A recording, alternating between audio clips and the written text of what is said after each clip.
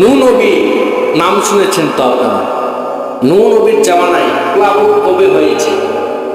নূহ নবীর সন্তান ছিল কয়টা? বলে কয়টা ছিল সন্তান? ছিল কয়টা? চারটা। কয়টা বলেন? চারটা।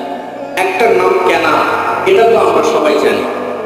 একটা ছেলের নাম কেনা, প্লাবনে ধ্বংস হয়েছে, এটা জানি। কিন্তু নূহ নবীর সন্তান ছিল চারজন। কতজন? চারজন। তার মধ্যে একজন ইয়াসিন নামে একজন সন্তান ছিল। এই সন্তানটা ঈমান গ্রহণ করেছিলেন বিধায় তিনি বেঁচে গিয়েছিলেন সেই সময়। বাকি দুই হামস এবং শামস আর হচ্ছে কেনান, এই তিন সন্তানটা ঈমান গ্রহণ না করার কারণে কাফের হয়ে এই প্লাবনে আল্লাহর সেই গজব